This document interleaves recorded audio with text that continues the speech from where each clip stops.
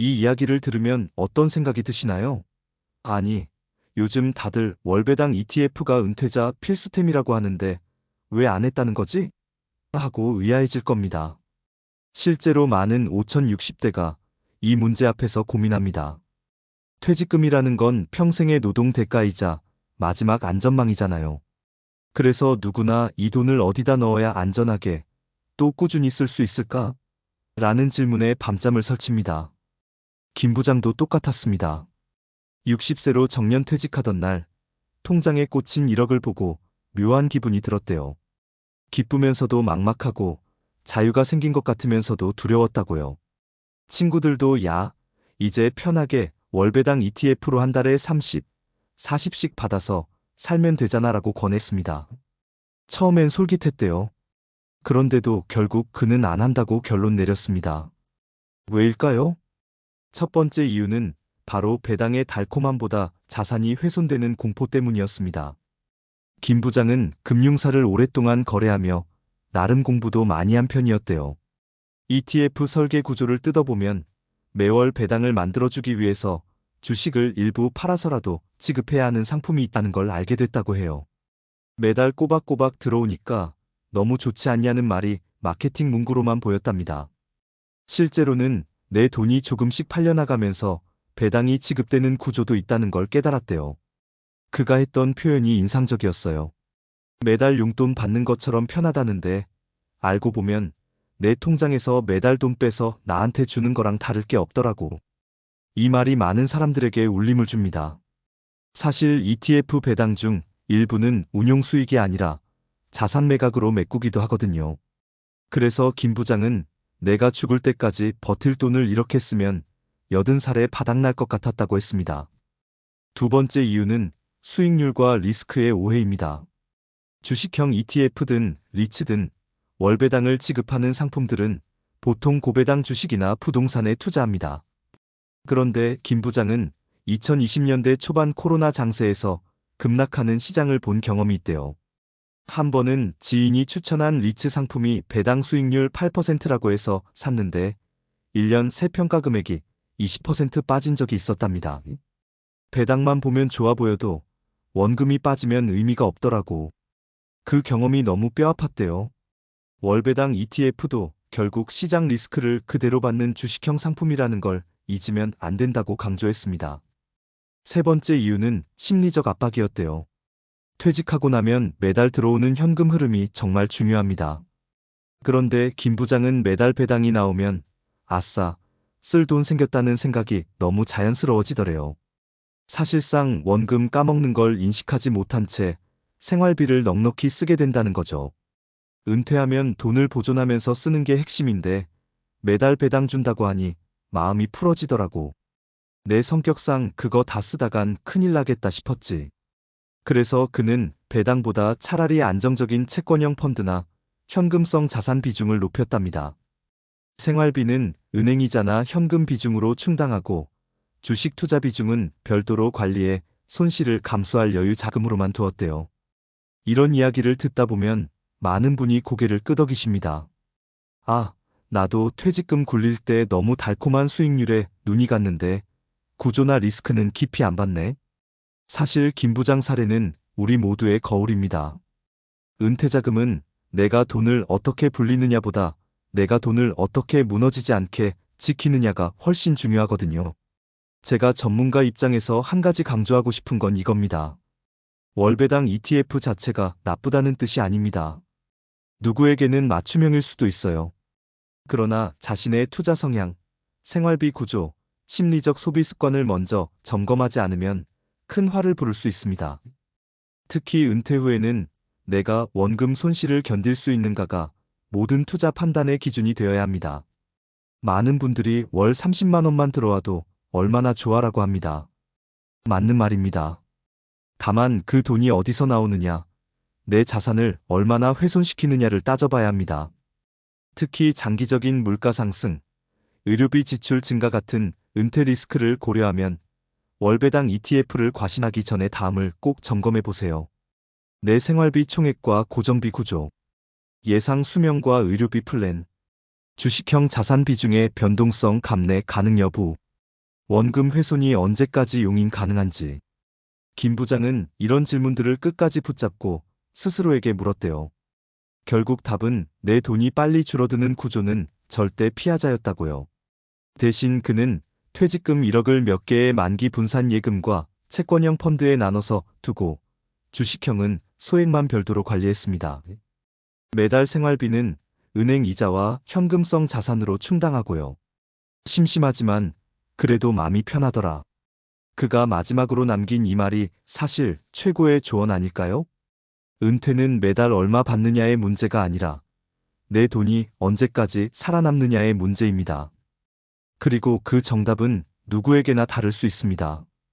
이 글을 보시는 여러분도 김 부장의 고백을 그냥 흘려듣지 마세요. 나도 월배당 ETF가 정말 나에게 맞을까? 내 돈이 언제까지 버틸 수 있을까?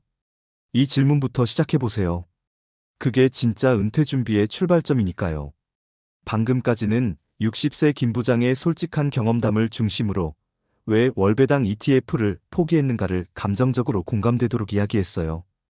이제는 거기서 한 발 더 나아가서 전문가 관점에서 보다 구체적이고 실용적인 정보를 드릴게요. 여러분이 지금 퇴직금 굴릴 방법을 고민 중이라면 아래 내용은 그냥 정보가 아니라 실제 플랜을 짜는 기준이 될 수 있도록 최대한 현실적으로 풀어보겠습니다. 우선 월배당 ETF, 과연 은퇴자금에 적합한가? 라는 질문부터 냉정하게 해봅시다. 많은 금융 전문가들이 강조하는 건 월배당 ETF가 결코 무위험 상품이 아니라는 사실입니다. ETF는 본질적으로 주식이나 리츠 부동산, 채권 등의 자산을 묶어서 굴립니다. 월배당을 주려면 수익을 내서 배당하거나 심지어 일부 원금을 팔아서 지급할 수도 있어요. 실제로 어떤 미국 월배당 ETF들은 ROCRETURN, 어브 캐퍼털라는 명목으로 자산 매각분을 배당에 포함합니다. 즉, 내 돈을 조금씩 빼서 나한테 주는 것이 될 수 있는 거죠. 한국 시장에서도 일부 고배당 ETF들은 주가가 급락할 경우 배당 수익률은 유지되지만 평가 금액이 줄어 전체 자산을 갉아먹습니다. 예시로 들어볼까요? A씨가 1억을 배당 수익률 7% 월배당 ETF에 넣으면 연 700만 원, 월 약 58만 원 정도의 배당이 들어옵니다. 하지만 주가가 마이너스 20% 하락하면 자산은 8천만 원이 되고 이후 같은 배당률이라도 연 560만 원, 월 46만 원으로 줄어듭니다. 더 큰 문제는 시장이 장기 침체라면 회복이 쉽지 않아 생활비를 맞추기 위해 원금을 더 꺼내야 할 수 있다는 점입니다. 이건 단순히 배당이 줄어든다 문제가 아니라 은퇴자금 고갈 속도가 빨라진다는 뜻이에요. 즉, 월배당 ETF는 본질적으로 주식형 리스크를 그대로 안고 있다는 걸 절대 간과하면 안 됩니다. 전문가의 팁 1. 생활비를 분리하라. 은퇴자금 관리의 이론칙은 생활비와 투자금을 분리하는 것입니다. 많은 분들이 ETF 배당으로 생활비 충당하면 되잖아 라고 생각하는데 생활비는 안전자산에서 마련해야 합니다. 생활비 계좌 단기 예금, MMF, 국채, 단기채 펀드, 투자 계좌 주식형 ETF, 리츠, 배당주, 월배당 ETF 등 이렇게 나누면 시장이 급락해도 생활비 계좌가 버팀목이 됩니다. 반대로 생활비를 투자 계좌에서 뽑았으면 주가가 빠질 때 싸게 팔아야 하니까 회복이 더 어려워집니다. 전문가의 팁이 현금 흐름 착시를 경계하라. 월배당 ETF 광고는 매달 현금이 꼬박꼬박 들어온다는 점을 강조합니다. 하지만 실제로는 배당이 일정해도 자산 가치는 변동합니다. 한 금융기관 보고서에 따르면 고배당형 ETF의 연평균 변동성은 1525% 수준입니다. 한국 장기금리 국채 10년물가 3.5%라면 같은 돈을 채권 ETF나 예금에 넣으면 평가 가치는 유지됩니다. 즉, 월 50만 원 현금 흐름과 원금 보전 중 어떤 게 더 중요한지 우선순위를 명확히 해야 합니다. 전문가의 팁 3.